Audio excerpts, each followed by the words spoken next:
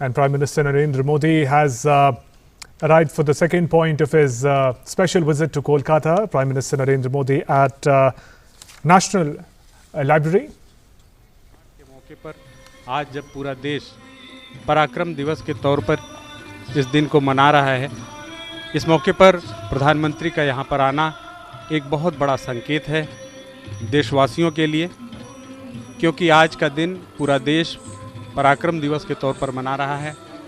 प्रधानमंत्री की अगवानी के लिए संस्कृति मंत्री, संस्कृति सचिव सहित कई गणमान्य व्यक्ति मौजूद हैं। यहाँ पर प्रधानमंत्री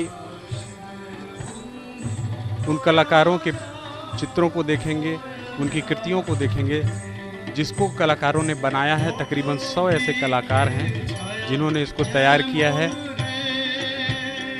40 मीटर की एक कलाकृति है जिसको प्रधानमंत्री देखेंगे और नेताजी के जीवन से जुड़े हुए वो चित्र यहाँ पर दिखाए जाएंगे।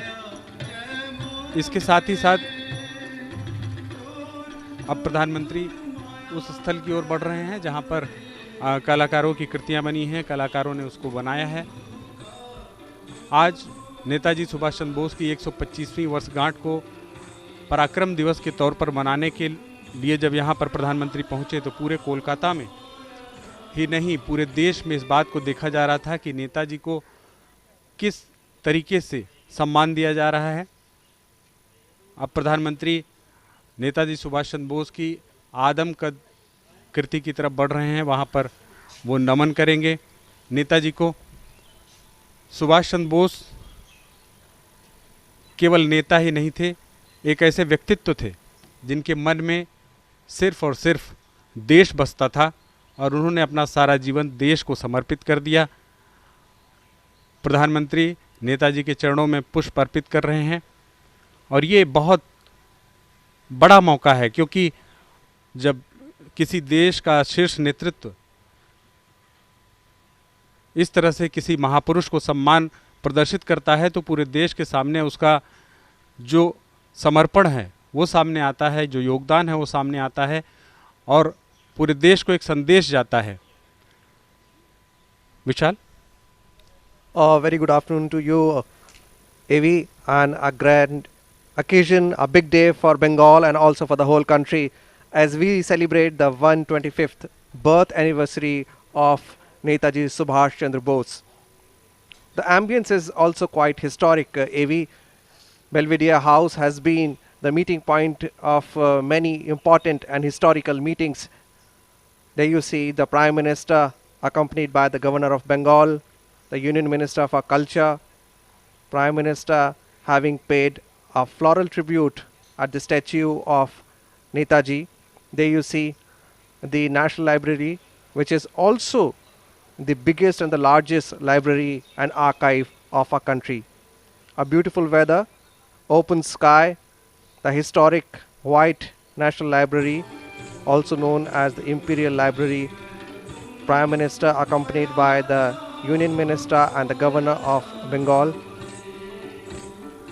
is going through the open art gallery that has been painted by 100 artists of Bengal based on the life of Netaji Subhash Chandra Bose and his struggle against the British Raj. Prime Minister talking to people, and there you see, this is a very interesting wave, AV. In the wave form, it is the Patt Chitra that Prime Minister is watching. This is the folk art of Bengal, and it has been painted by the folk artists, folk painters of West Midnapur. And now the Prime Minister walking past the open art gallery based on the life of Netaji. AV? पश्चिमी मिदनापुर के कलाकारों ने इसे तैयार किया है और तकरीबन 100 ऐसे कलाकार थे जिन्होंने इसे तैयार किया है। जो आप जो चित्र देख रहे हैं इसको प्रधानमंत्री बड़े करीब से देख रहे हैं और इसमें नेताजी के जीवन से जुड़े हुए तमाम जो पहलू हैं उनको दिखाने की कोशिश की गई है। चाहे उनके बचपन के जीवन से जुड़े हुए, जब उन्होंने यहाँ पर कोलकाता में उन्होंने पढ़ाई की, वो जो दौर था, और ख़ास तौर से आज़ाद हिंद फौज के बनाने, निर्माण करने और उसके दौरान जो गाथा थी वो पूरे आप इसमें दिखाया गया है लोक कलाकारों के ज़रिए। प्रधानमंत्री विशेष रूप से इसको देखने के इच्छुक थे और वो यहाँ पर आकर देख रहे हैं। लेकिन इसके साथ ही साथ विशाल, इस दिन के जिस दिन ये कार्यक्रम हो रहा है ये काफ़ी अहम है। 125वीं वर्षगांठ मनाई जा रही है नेताजी की और पराक्रम दिवस के तौर पर मनाया जा रहा है। पराक्रम शक्ति और साहस दोनों का सम्मिलन होता है। केवल ताकत से पराक्रम नहीं आता, उसमें साहस भी शामिल होना चाहिए। और नेताजी सुभाष चंद्र बोस ने वो करके दिखाया, अपने साहस और अपने शक्ति को इकट्ठा करके ये दिखाया कि कोई भी कितना भी बड़ा ताकतवर हो, अगर इरादे साफ हैं और इरादे अच्छे हैं तो आप सफलता हासिल कर सकते हैं।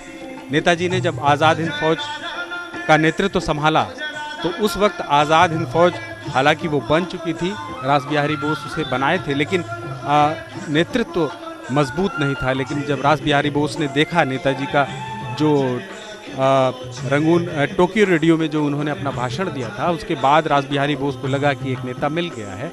और उसके बाद नेताजी ने दिल्ली चलो का नारा दिया और फिर उन्होंने ब्रिटिश राज को जिस तरह से हिला कर रख दिया, ब्रिटिश राज को ये समझ में आ गया कि अब भारत की जनता पूरी तरह से तैयार है, अब उन्हें देश को छोड़ना पड़ेगा।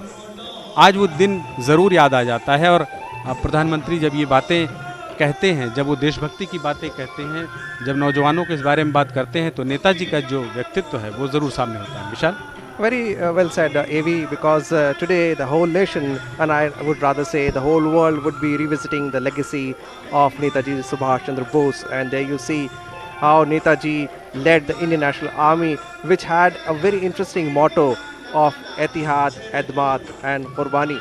And also the regimental tune of the Indian National Army was also very interesting. Kadam Kadam Milaye Jai, Khushi ke Geet Gaye Jai. Maybe I'm reminded of my childhood days and when we were in NCC and when the order was given by the commander, Savdhan, Dahine Mud, Tez Chal, and with that tune, it gave us the feeling of nationalism and it was very encouraging. And the very tune of the INA, a quick march tune, is now also the quick march tune of Indian Army. So that was the power of Netaji. And when he said that "Tum mujhe khoon do, main tumhe azadi dunga," the whole nation stood for Netaji, and especially the youngsters. Remember, he was twice the president of Indian National Congress. He was also the ICS pass out, but still he took the life of sacrifice. He took the life which was a difficult path, and he dared to tread a difficult path, and he also challenged the Britishers. You must be reminded of the Battle of Red Hill and the Battle of Kohima. Now those two battles, though the Japanese army lost, but that was a signal that the British Raj number was, the British Raj had little numbers left in India, because there was a popular saying that the sun never set on the British Empire. But now the sun has set, and today the Prime Minister along with the nation are celebrating the Parakram Divas, and why not? AV? जी बिल्कुल, इस मौके पर नेताजी का Tokyo radio में जब उन्होंने अपना भाषण दिया था वो जिक्र करना महत्वपूर्ण हो जाता है। उसी के बाद साफ तौर पर अगर नेताजी को समझना है, उन्होंने जिस तरह से आज़ाद हिंद फौज का गठन किया, अंग्रेज़ों से ये आशा करना बिल्कुल व्यर्थ है कि वे स्वयं अपना साम्राज्य छोड़ देंगे। हमें भारत के भीतर व बाहर से स्वतंत्रता के लिए स्वयं संघर्ष करना है। जब नेताजी ये कहे तो उन्होंने साफ तौर पर यह संकेत दिया, देश के भीतर जो आज़ादी का आंदोलन चल रहा था, जो नेतृत्व चल रहा था, उनको भी ये संदेश दिया कि अब पूरी ताकत लगानी होगी।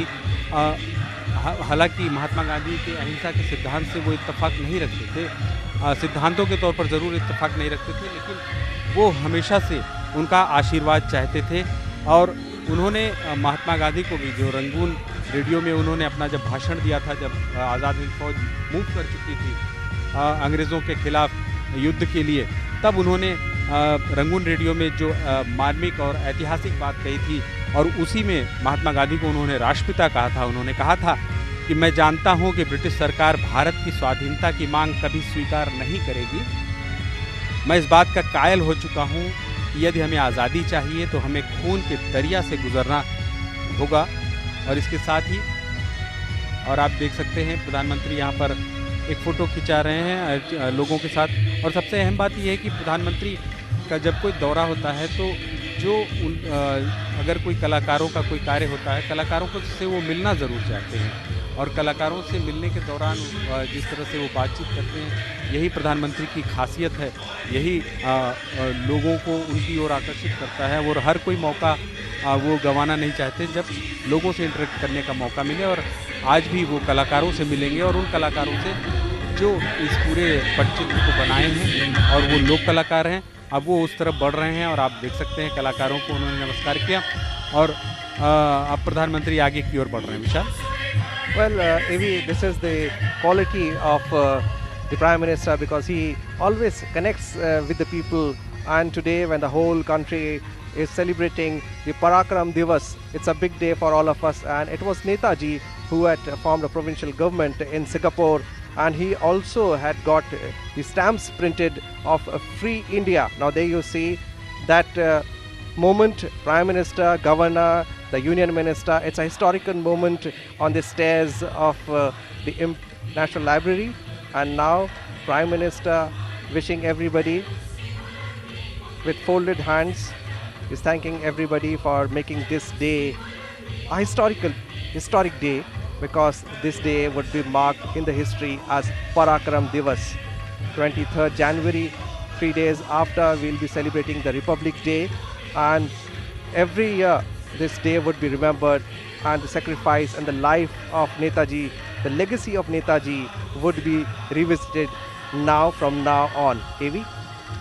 अब प्रधानमंत्री आगे की ओर बढ़ रहे हैं और नेताजी के आज 125वीं वर्षगांठ के मौके पर, पराक्रम दिवस के मौके पर एक अंतर्राष्ट्रीय सेमिनार का आयोजन किया गया है, जिसमें पूरे विश्व के लोग आए हुए हैं और यहाँ पर अपनी अपनी बातें रखेंगे। एक विचारों का आदान प्रदान होगा नेताजी के जीवन पर, नेताजी के योगदान पर और ख़ास तौर पर नेताजी के व्यक्तित्व पर कि किस तरह से एक साधारण परिवार का व्यक्ति अपने संघर्ष को आगे बढ़ाते हुए और अपनी दृढ़ इच्छा शक्ति को आगे बढ़ाते हुए जब भारत गुलाम था तब उन्होंने सपना देखा भारत को आज़ाद कराने का, और न केवल विशाल आज़ाद कराने का। नेताजी सुभाष चंद्र बोस ऐसे व्यक्ति थे जब वो इंग्लैंड जाकर और वहाँ पर ICS की परीक्षा उन्होंने पास की और पास ही नहीं की, चौथी रैंक हासिल की और उसके बाद उन्होंने उस नौकरी को छोड़ दिया। वो सरकारी नौकरी नहीं करना चाहते थे, केवल पिताजी की इच्छा के लिए। इसके साथ ही एक बहुत रोचक बात उनके जीवन की ये भी है कि वो फोर्स में जाना चाहते थे, आर्मी में जाना चाहते थे, लेकिन उनकी आंखें तेज़ नहीं थी, इसलिए मेडिकली फिट ना हो पाने की वजह से वो नहीं कर पाए। लेकिन टेरिटोरियल आर्मी में उन्होंने जाने की कोशिश की, वो टेरिटोरियल आर्मी में भी गए, तो उनके मन में वो जो सैन्य भाव होता है वो हमेशा से मौजूद रहा, लेकिन उनका सैन्य भाव एक अनुशासन के साथ, एक नियम के साथ और एक सदाचार के साथ आगे बढ़ने का था। यहाँ पर बुद्धिजीवियों से प्रधानमंत्री मुलाकात कर रहे हैं और ये सारे बुद्धिजीवी जो वर्कशॉप चल रहा है उसमें शामिल हुए हैं और इसके साथ साथ अंतर्राष्ट्रीय स्तर के भी यहाँ पर बुद्धिजीवी आए हैं। विशाल। Well, AV, taking cue from what you said that he wanted to join the Indian Army, he did not even join the army, but he also fought for the nation and also commanded. He was the supreme leader of the Indian National Army. And there you see the Prime Minister entering the Belvedere House. This has been the location and point of many historical meetings. There you see the Prime Minister coming out. Today is also an international hybrid conference which is being held virtually, and speakers from half a dozen countries are participating, and the subject is revisiting the legacy of Netaji Subhash Chandra Bose. Prime Minister coming out accompanied by Governor of Bengal, and there you see the walk of the Prime Minister, quite poised, and he is so contented because it was the vision of the Modi government that the birthday of Netaji Subhash Chandra Bose should be celebrated as Parakram Divas. AV? ये बहुत बड़ा ऐतिहासिक मौका है पूरे देश के लिए और बंगाल के लिए खास तौर से, जब प्रधानमंत्री यहाँ पर मौजूद हैं और नेताजी की 125वीं वर्षगांठ के तौर पर मौजूद हैं। आप देख सकते हैं कि जितने भी लोग जो वर्कशॉप के पार्टिसिपेंट्स हैं, जो कलाकार हैं, वो सब प्रधानमंत्री से मिलकर काफ़ी खुश नज़र आ रहे हैं और खुद प्रधानमंत्री भी काफ़ी ज़्यादा खुश नज़र आ रहे हैं। इस जो इम्पीरियल लाइब्रेरी इसको कहा करते थे, जो आज नेशनल लाइब्रेरी है, इसको 1953 में देश को समर्पित किया गया विशाल। इसके पहले इसमें आम लोगों को जाने की इजाज़त नहीं थी। इसके साथ ही साथ आज ये देश की सबसे बड़ी लाइब्रेरी है किताबों के लिहाज से। तकरीबन 20,20,000 किताबें हैं इस लाइब्रेरी में। काफ़ी अहमियत है इस लाइब्रेरी की। और इस जो ये भवन है, ये जो आर्कियोलॉजिकल सर्वे ऑफ इंडिया है उसने अब हस्तांतरित कर लिया है, क्योंकि इसका ऐतिहासिक महत्व है। 1891 में ये बनी थी, तो इस लिहाज से इसका ऐतिहासिक महत्व भी है। और इसका अगर हम बात करें कि योगदान भी काफ़ी ज़्यादा है। यहाँ किताबें काफ़ी महत्वपूर्ण है। हिंदी भाषा की पुरानी से पुरानी किताबें यहाँ पर आपको मिल जाएंगी, ये बहुत बड़ी बात है। और प्रधानमंत्री का यहाँ का जो कार्यक्रम है वो पूरा हुआ, और यहाँ से अब प्रधानमंत्री आगे की ओर बढ़ रहे हैं। और ये इसके पहले नेताजी सदन, और आज अभी यहाँ पर इस कार्यक्रम को खत्म होने के बाद आगे की ओर बढ़ रहे हैं विशाल।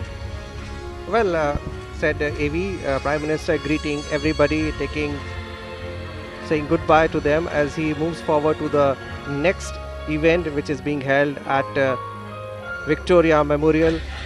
Yes, this National Library houses the important documents and the history of not only India's freedom struggle but also many important books and records. The carcade of Prime Minister ready to move at it as it slowly moves out of the National Library.